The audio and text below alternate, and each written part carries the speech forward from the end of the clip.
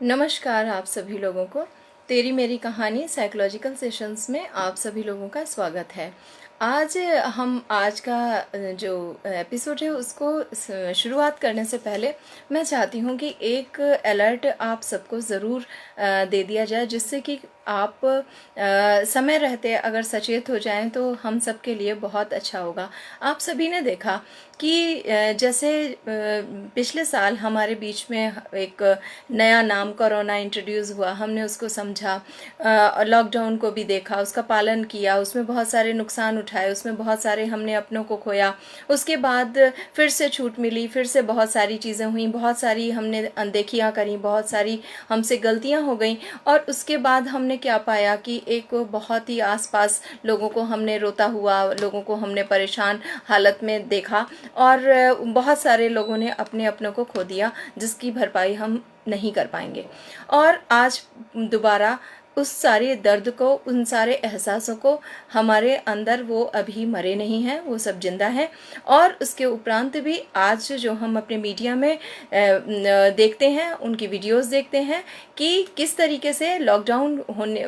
का खुलने के बाद से हम सब लोग सोचते हैं कि सब खुल गया, सब ओपन हो गया, सब आराम में है और सब कुछ फिर से अच्छा हो गया है। सचेत करना मेरी जिम्मेदारी है, क्योंकि मैं अगर अपने इस कार्यक्रम के मंच से आप सब लोगों तक ये मैसेज पहुंचा पाऊँ तो ये शायद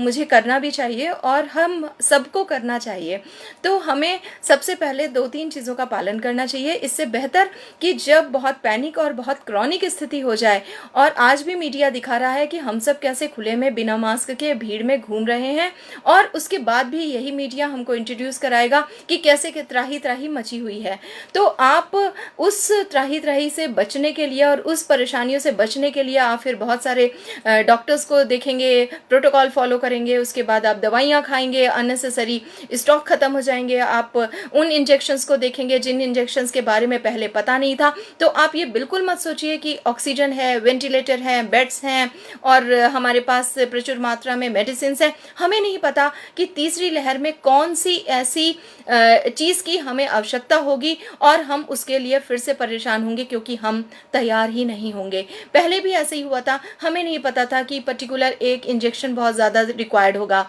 हमें नहीं पता था कि ऑक्सीजन और वेंटिलेटर की इतनी डिमांड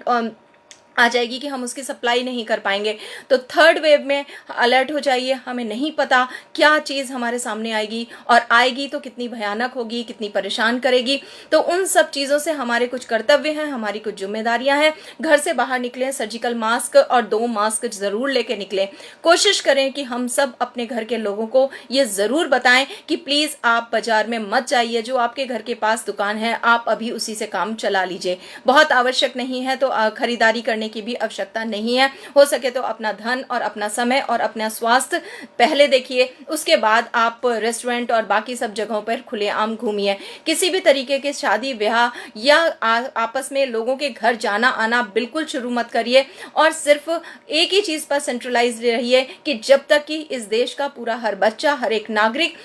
वैक्सीनेशन नहीं ले लेता और हम पूरी तरीके से कंफर्म नहीं हो जाते कि हाँ अब हम वाकई में सेफ हैं, हम ओपनली विदाउट मास्क और कहीं भी जाने के लिए हमारी गवर्नमेंट, हमारा मेडिकल सिस्टम हमें अलाउ कर देता है, तो हम ज़रूर मास्क भी हटाएं और ज़रूर जाएं। प्लीज़ वेट कीजिए, ये मेरा रिक्वेस्ट है। इस मंच से, तेरी मेरी कहानी के मंच से मैं आप सब लोगों को आगाह करना चाहती हूँ, अलर्ट करना चाहती हूँ कि आप सब लोग अपनी खैरियत, अपने अपनों की खैरियत समय रहते ही सचेत करें। अननेसेसरी बिल्कुल ना जाने दें, अपने घर के किसी भी व्यक्ति को बाहर बाजार में बिल्कुल ना जाने दें। कोई सामान हो उसे कोशिश करें कि आवश्यक नहीं है तो उसी से काम चलाएं, बहुत आवश्यक है तो पास की दुकान में एक व्यक्ति जाए, 2 व्यक्ति ना जाएं। घर से बाहर भी आसपास के क्षेत्रों में अगर आप निकलते हैं तो ठीक है, भीड़ भाड़ वाली जगहों पर बिल्कुल मत जाएं, और उसके बाद किसी भी ऐसे पैनिक मोड का आपको सामना नहीं करना पड़ेगा। तो इसका पालन मैं भी करती हूँ, क्या आप भी करते हैं? तो प्लीज़ आप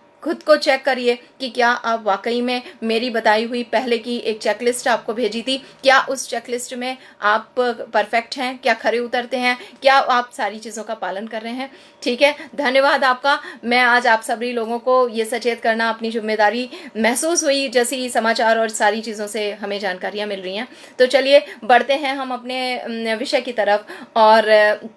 एक चीज़ यहाँ पर आप सब लोगों से कहना चाहूँगी, आप सब लोगों के जो भी सजेशंस हैं, जो भी समस्याएं हैं, तो प्लीज़ आप हमारे हेल्पलाइन नंबर 9411731750 पर ज़रूर भेजते रहें, और उसमें आपको परामर्श निःशुल्क दिया जाएगा, और आवश्यकता अगर जो भी होगी उसमें हम आपकी मदद भी करेंगे और आपको कंसल्टेंसी भी देंगे। इसमें हम किसी भी तरीके का आपको फर्स्ट कंसल्टेंसी में हम किसी भी प्रकार का आपसे कोई शुल्क नहीं लेते। प्लीज़ अपनी समस्याओं को ज़्यादा से ज़्यादा हम तक पहुंचाइए, जिससे उसका निदान संभव हो पाए। साथ में आपसे यहाँ पर आज के विषय पर जब है, तो हम जितने भी विषय चुनते हैं, तो उससे पहले हम तेरी मेरी कहानियों का एक जो टाइटल सॉन्ग है और प्लस उसमें कुछ पोस्टर्स और कुछ फोटोग्राफ्स को आप तक पहुंचाते हैं। तो प्लीज़ आप उन फोटोग्राफ्स से विषय को और नज़दीक से जो मैं बताती हूँ वहाँ तो आपको समझ में आएगा। वो हर चित्र, वो हर एक पोस्टर कुछ ना कुछ एक बात कहता है, मैसेज कहता है, कहानी कहता है। तो आप कोशिश करें कि उसका गाना सुनने के साथ साथ, उस गीत के आनंद कर लेने के साथ साथ, आप उस पोस्टर्स और उन चित्रों की भी बहुत एक जो सेंसिटिविटी है उसको महसूस करें, जिससे आप विषय का आनंद और ज़्यादा ले पाएं और अपने अंदर उन सारी चीज़ों को उतार भी पाएंगे। थैंक यू आप सब लोग जो भी मेरे इस सेशंस को देखते रहते हैं और देख रहे हैं, उन सब का मैं बहुत ही आभार प्रकट करती हूँ और उन सब की मैं आभारी भी हूँ। साथ में जैसा हमारा विषय था चाइल्ड अब्यूज़, हम उसके बहुत सारे पहलुओं पे चर्चा कर चुके थे कि किस प्रकार से चाइल्ड अब्यूज़ कैसा कैसा होता है, और हम किस प्रकार के चाइल्ड अब्यूज़ को अब्यूज़ मानते हैं, और किन चीज़ों को हम सोचते हैं कि ये अब्यूज़ नहीं है किंतु वो भी अब्यूज़ है। तो हम बहुत सारे अब्यूज़ की चर्चा कर चुके थे कि किस प्रकार से बच्चों पर पेरेंट्स के द्वारा, उनके अपनों लोगों के द्वारा अत्याचार किया जाता है, हेरेसमेंट किया जाता है, उनको माल ट्रीटमेंट दिया जाता है। तो उन सारी चीज़ों से किस तरीके से एक बच्चे का व्यक्तित्व, उसका साइकोलॉजिकल, उसका सोशल, उसका ब्रेन, वो सारा कुछ विकसित होता है, और इसका प्रभाव उसके अडल्टहुड तक किस प्रकार से पड़ता है। जब वो एक अडल्ट पर्सन बनता है तो वहाँ पर वो अपने आप को किस तरीके से दिखाता है, और उसके उपरांत हम उससे क्या उम्मीदें लगाते हैं। और इसके आज के हमारा जो पार्ट 2 है, पार्ट 2 में हम उसी बच्चे को दिखाएंगे और कोशिश करेंगे कि आप उसको बिल्कुल विजुलाइज कर पाएं कि वो कितने कष्ट में है। पिछले सेशन में हमने बच्चे के कष्ट आप तक पहुंचाया था कि वो कैसा दिखाई देता है, उसके कैसे लक्षण होते हैं। आज हम ये चर्चा करेंगे कि वो जो बच्चा अडल्ट बन जाता है तो वो कैसा होता है, और उसके अंदर क्या क्या चीज़ें होती हैं, और जिनको हम बदलने की तत्काल कोशिश करते हैं और सोचते हैं कि शायद एक छड़ी घुमाते और एक चुटकी में उस बच्चे का में परिवर्तन आ जाएगा और वो बच्चा फिर से ठीक हो जाएगा और जो एडल्टहुड में पहुंच चुका है। तो यहाँ मैं कुछ 4 लाइनें एज यूजुअल अपने सेशंस की गरिमा को और इसका जो तरीका है उसे बनाए रखने के लिए आप तक कुछ लाइनें ज़रूर पहुँचाती हैं जो विषय से संबंधित होती हैं, और मैं उनको अपने मन से उस विषय तक पहुँचने का प्रयास करती हूँ और वो आप तक ज़रूर पहुँचाती हैं। इन 4 लाइनों को सुनने के बाद फिर हम अपने विषय पर आगे चर्चा करेंगे। एक वो व्यक्ति जो बड़ा हो गया है और जिसने विभिन्न प्रकार के कोई भी एक प्रकार का चाइल्ड अब्यूज़ उसके जीवन का हिस्सा रहा है, वो कह रहा है, मैं नहीं कहता मेरी शख्सियत मेरी कहानी कहेगी, मैं नहीं कहता मेरी शख्सियत मेरी कहानी कहेगी। दोगे मुझे चांद सितारे पर ये मायूसी रहेगी, दोगे मुझे चांद सितारे पर मायूसी रहेगी। बढ़ जाएगा मेरा जिस्म और जहन भी, बढ़ जाएगा मेरा जिस्म और जहन भी, बीती हर बात की जिंदा निशानी रहेगी। तो वो जो एक शख्स आपके और हमारे बीच में बैठा है और अगर उसके जीवन का एक हिस्सा इस तरीके के कष्टों से बीता है, तो ये जो 4 लाइनें हैं ये उसी को समर्पित हैं, और उसकी संवेदनशीलता को हम महसूस कर पाए। तो ये जो 4 लाइनें मैंने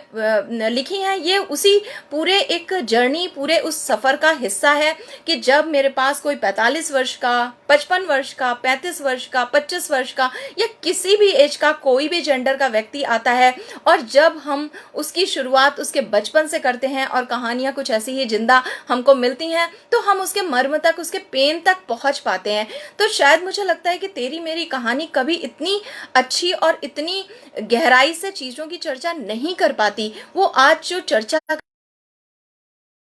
जो आज इन विषयों की चर्चा कर पा रही है उसका कारण ही यही है कि वो इन सारी चीज़ों की के आसपास पहुंच गई है और वो गहराई से उस पेन को, उस समस्या को समझ पाती है, महसूस कर पाती है, सिंपैथेटिकली भी और एम्पैथेटिकली भी। तो हम सबसे पहले शुरुआत करते हैं कि किस तरीके का एक एब्यूज़ या कोई भी एक ऐसा कोई नाम या कोई भी एक इंसल्टिंग वर्ड या डराने वाली आवाज़ क्या कर रहे हो, वहाँ क्यों गए थे, किससे बात कर रही थी, ऐसी कुछ आवाज़ें या बच्चों के सामने इस तरीके का कोई विटनेस जहाँ फिजिकल, इमोशनल या किसी भी तरीके का सेक्सुअल टॉर्चर हो रहा हो, साथ में अगर वो प्यार के साथ है या बिना प्यार के साथ है। Abuses are always abuses. तो हम ये कंपनसेट भी बिल्कुल ना करें कि प्यार भी तो था, पैसा भी तो था और रुतबा भी तो था, अगर एब्यूज़ था तो क्या फ़र्क पड़ता है। बिल्कुल फ़र्क पड़ता है और बहुत ज़्यादा फ़र्क पड़ता है। तो यहाँ पर वो बच्चा यही कहता है कि आप अपना जो आपका प्यार है और आपकी जो दौलत है और आपका जो रुतबा है वो आप भले ही हमें ना दें, लेकिन कम से कम हमारे ऊपर एक हेरेसमेंट या किसी भी प्रकार का हमारे साथ अत्याचार ना करें। तो वो जो बड़ा एक व्यक्ति हो जाता है, जो बहुत कुछ पा लेता है, बहुत कुछ बन जाता है, नौकरी भी मिल जाती है, सोशल रिस्पेक्ट भी मिल जाती है, वो आप घुटन को अगर महसूस करेंगे तो हम जानेंगे कि कौन से लोग जिनको पहले हम उन शारीरिक बीमारियों की चर्चा कर लेते हैं, जिन शारीरिक बीमारियों की वजह से अक्सर जब उनकी केस हिस्ट्री देखी गई तो पता चला कि वो अपनी अर्लियर 7 वर्ष की आयु तक किसी ना किसी प्रकार के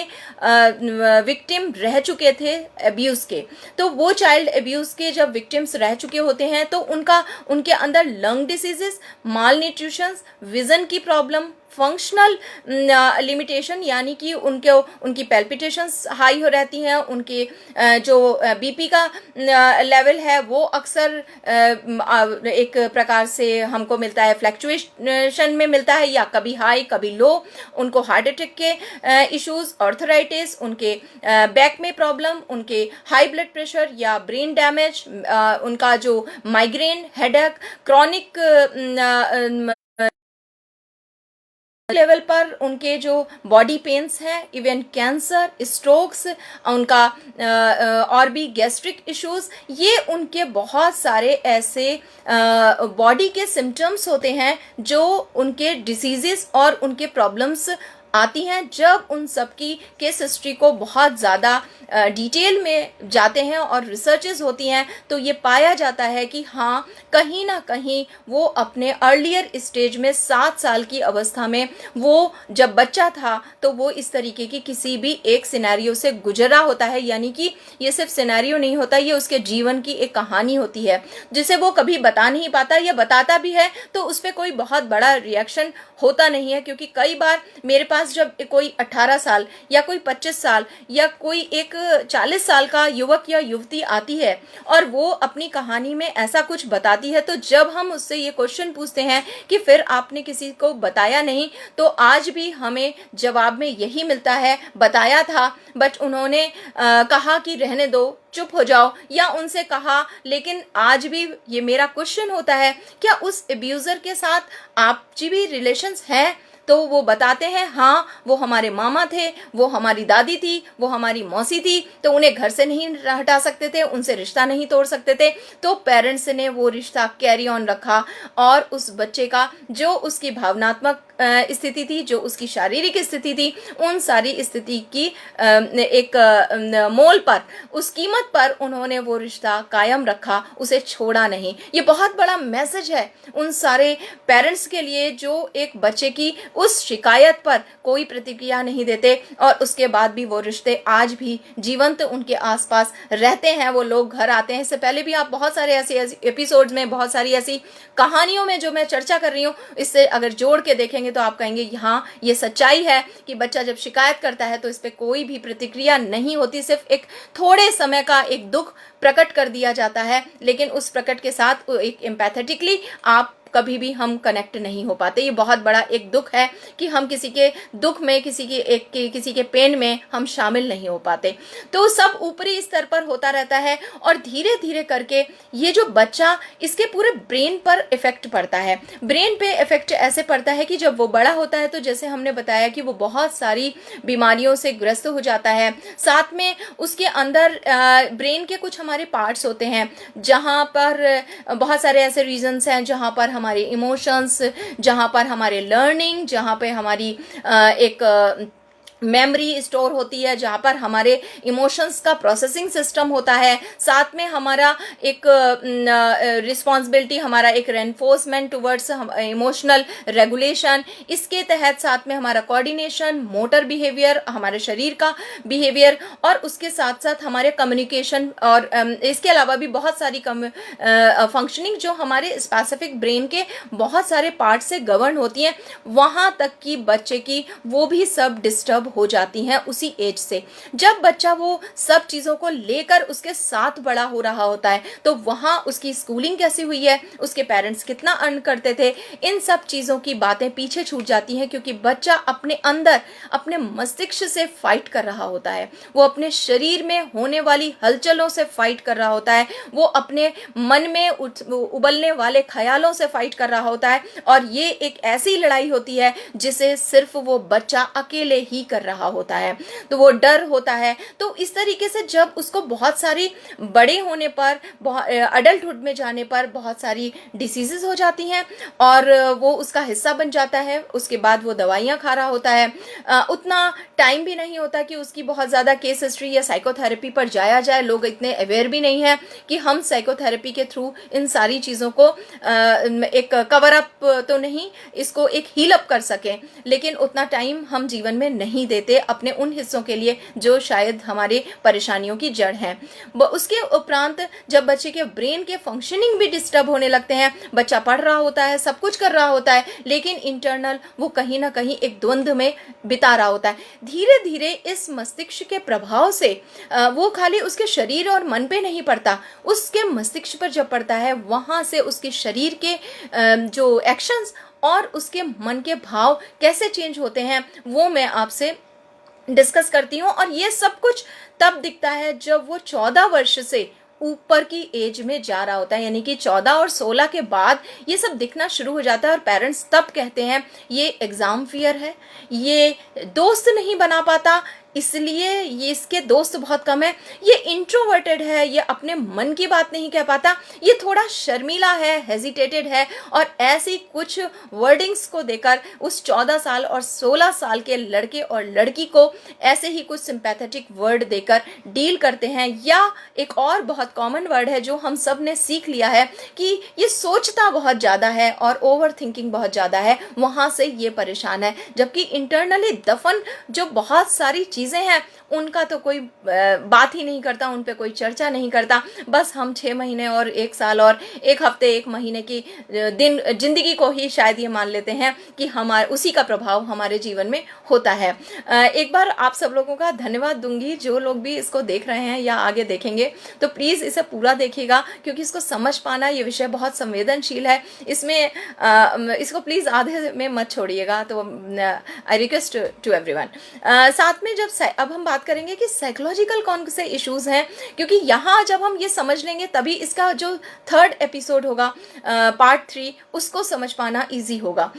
ये साइकोलॉजिकली बच्चे को या उस एडल्ट को जो अब 14 और 16 की उम्र पार करके 18 की तरफ जा रहा है, एंग्जाइटी, उसको घबराहट, वो छोटी छोटी बातों पे घबराने लगता है, उसको डिप्रेशन, लो सेल्फ एस्टीम, यानी कि उसको कोई डांट देता है तो उसे कोई फर्क नहीं पड़ता, वो अपने लिए फाइट नहीं करता, विड्रॉल सिम्टम्स आते हैं, वो कहता है मैं पढ़ना नहीं चाहता, मुझे नौकरी नहीं करनी है, वो एक मोटिवेशनल लेवल उसका डाउन होता चला जाता है। डिसोसिएटिव डिसऑर्डर्स भी कई बार देखे गए हैं, उसको एक रिलेशनशिप मेंटेन करने में दिक्कत होती है, यानी कि स्पेशली यहाँ पर मैं एक मेंशन करूँगी कि वो सारे रिलेशनशिप पेरेंट्स के,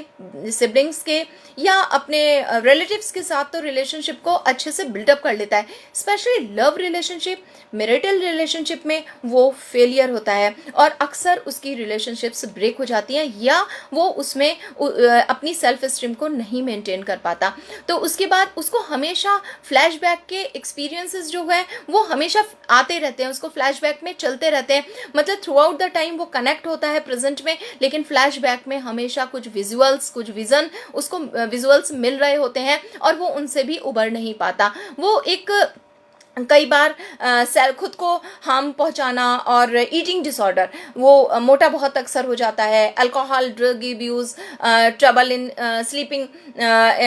स्लीपिंग इश्यूज़ में जो ट्रबल्स हैं वो उसको बहुत ज़्यादा उसका पार्ट हो जाते हैं। साथ में वो एक व्यक्ति एक फिज़िकल कांटेक्ट जब किसी के साथ मेंटेन करता है वहाँ पर भी अक्सर वो फेलियर होता है, इसीलिए उसकी जो सेक्सुअल लाइफ है वो भी बहुत ज़्यादा अच्छी नहीं होती। वहाँ पर एक जो वार्म और प्लस एक जो बहुत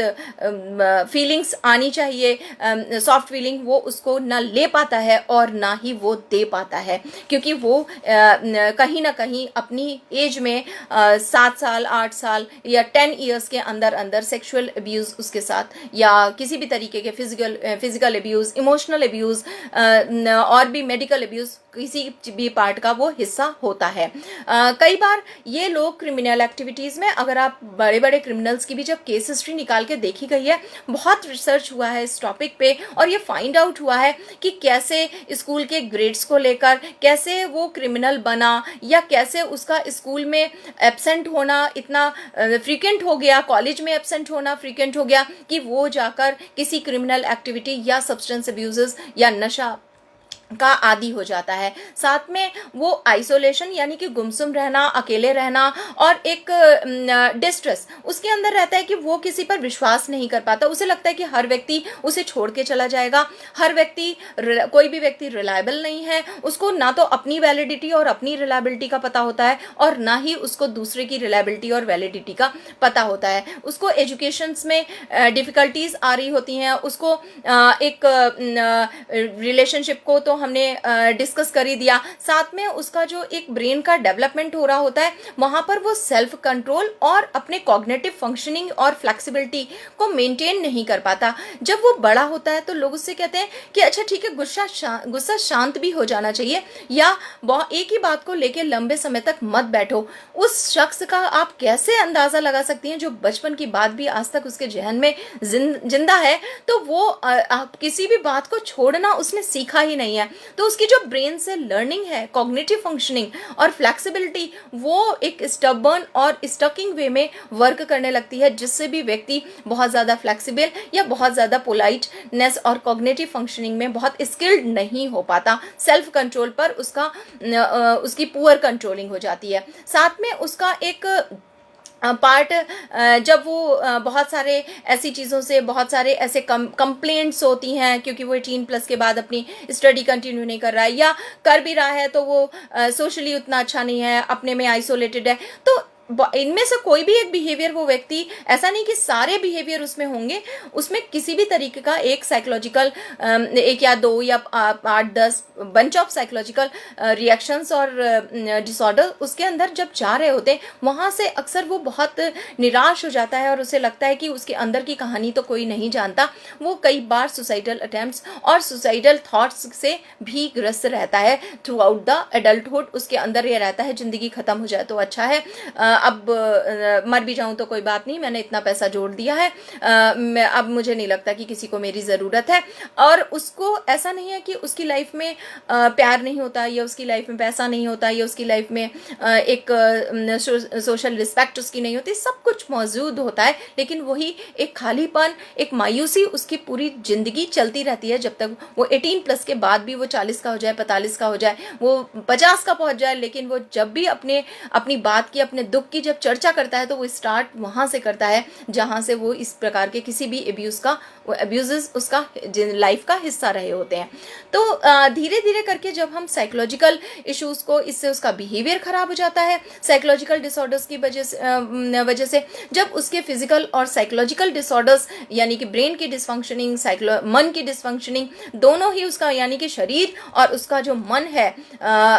वो दोनों ही जब एक कोऑर्डिनेशन में काम नहीं नहीं कर रहे होते हैं, तो वहाँ से उसके अंदर बहुत सारे ऐसे सोशल बिहेवियर, बहुत सारी ऐसी चीज़ों को का एक पैदा होती हैं जिसको हम सोशल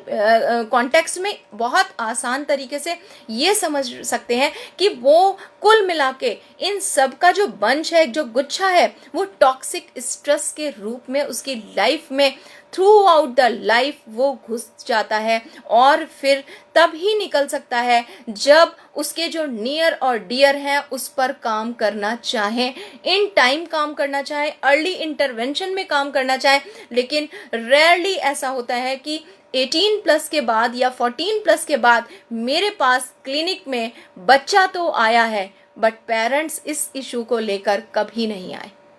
वो व्यक्ति तो आया है जो एडल्टहुड में चला गया है, लेकिन वो जब बच्चा था तो उसके पेरेंट्स ने किसी को अप्रोच नहीं किया होता है। ये मेरी भी पर्सनल एक एक्सपीरियंस है क्लिनिक का, कि कभी भी ऐसा हुआ वो बच्चा आया जो 18 के बाद अपनी चाइल्डहुड स्टोरी बता रहा है, वो वयस्क आया, एडल्ट आया जो 50 का है लेकिन अपनी वो चाइल्डहुड स्टोरी बता रहा है, या वो कुछ आपस में ऐसे कुछ लोग जो कभी भी कुछ बताते हैं तो बहुत ऐसा कुछ अपना किस्सा या अपनी चीज़ों को चर्चा करते हैं, वो अपना दुख बताते हैं, वो उनका दुख है लाइफ का जो आज भी जिंदा है, वो आज बता रहे हैं, इट मीन्स की चीज़ें जिंदा है। तो जिंदा है तो वहाँ पर व्यक्ति, हम इसको बहुत इजीली एक तरीके से समझेंगे कि टॉक्सिक स्ट्रेस में जो एक व्यक्ति है उसका जो व्यवहार, उसकी जो सोचने की एबिलिटी, उसका जो थॉट प्रोसेस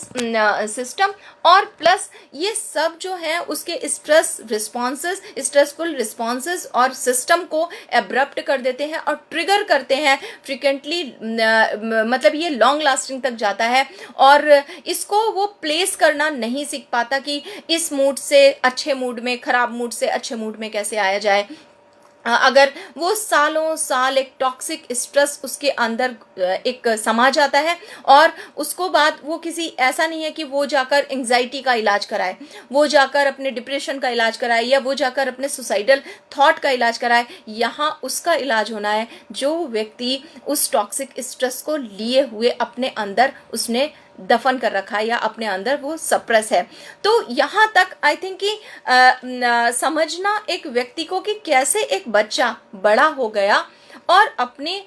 सारे उन दर्द के साथ। अब बात आती है नेक्स्ट जो हमारा सेशन होगा वो इस पर बेस्ड होगा, वो अडल्ट क्या करे जिसके साथ ऐसा हुआ है, और वो पेरेंट क्या करे जिसके बच्चे के साथ ऐसा हुआ है। तो ये दोनों लोगों को अपना अपना रोल समझना बहुत ज़रूरी होगा। ऐसी क्या रिस्पॉन्सिबिलिटी है, what should we do as an parent, as a parents और एज एन इंडिविजुअल, कि जब अगर मेरे साथ या हमारे साथ हुआ है तो हम क्या करें, और अगर हमारे या हमारे किसी बच्चे के साथ ऐसा हो रहा है तब हम क्या करें, क्योंकि वो भी एक बहुत समझना एक लंबा विषय है। तो आई थिंक कि आज इस विषय को आप लोगों ने सुना होगा, समझा होगा, और तेरी मेरी कहानी की इस जो कहानी है, इस दर्द की कहानी को आप शायद बहुत ही अपने अंदर महसूस कर पाएं कि कैसे हम इस दर्द से लोगों को बाहर ला सकते हैं और उनको बता सकते हैं कि सही तरीका क्या होगा। अगर जितने भी लोग सुन रहे हैं, आई थिंक कि अगर कोई भी ऐसा व्यक्ति उनकी लाइफ में कभी उनसे मिले, मुझे लगता है कि मेरे आज के सेशन को देखने के बाद आप ज़रूर उसको गाइड कर पाएंगे कि आप एक बार जाकर किसी साइकोलॉजिस्ट से ज़रूर मिल लीजिए, और आपकी जितने भी पुराने जो भी चीज़ें हैं उनको अभी हील अप करिए, और इसको पूरी उम्र जब तक कि आप जीवित हैं तब तक इसे कैरी मत करिए। उम्र कोई भी हो, वो चाहे वयस्क हो या वो यंग एडल्ट से भी ओल्डर एज में चला गया हो, वो कोई भी उम्र हो, ये मत सोचिए कि हुआ तो 7 साल में था, आज उसका जिक्र क्यों करना। उसका जिक्र कर लीजिए, उस पर बात कर लीजिए, तो अगर उस पर बात हो जाएगी तो वो अपने आप हील की तरफ बढ़ जाएगा। तो इसमें जो हम बहुत सारी थेरेपीज और बहुत सारी टॉक सेशंस को ऑर्गेनाइज करते हैं, तो इसमें बहुत और भी गहराई से काम किया जा सकता है। तो इस तरीके से अगर हम बात करें और अगर हम लोगों तक इस मैसेज को पहुंचाएं, तो मुझे लगता है कि तेरी मेरी कहानी साइकोलॉजिकल सेशंस की जिम्मेदारी और अधिक आप लोग भी उसको बांट सकेंगे और लोगों तक इस राहत को पहुंचा सकेंगे कि वो कहाँ जाएं और किससे संपर्क करें। तो इसी आशा के साथ आप सब लोगों से आज के सेशन को यहीं समाप्त करती हूँ। और जो मैंने स्टार्टिंग में आपको अलर्ट मैसेज दिया ड्यू टू कोरोना, उसके कारण जो होने वाली या आगे आने वाली जो परेशानियां हैं उनसे बचने के लिए तो प्लीज़ आप उसका ज़रूर ख्याल रखें और अपने प्रति ईमानदार बने, दूसरों के प्रति ईमानदार बने, इस समाज के प्रति ईमानदार बने और देश के प्रति ईमानदार बने। तभी हम सबका जीवन एक माना जाएगा कि हम जिंदा हैं, और हम जिंदा हैं तो बहुत जिंदा दिली से अच्छे से इस जीवन को गुजार रहे हैं। तो इसी के साथ आप सब लोगों से विदा लेती हूँ, और आप सब लोगों का प्यार, आप सब लोगों का सहयोग और आप सब लोगों के मैसेजेस हमारा मनोबल बढ़ाते रहते हैं। धन्यवाद, आपका बहुत बहुत शुक्रिया। नमस्कार।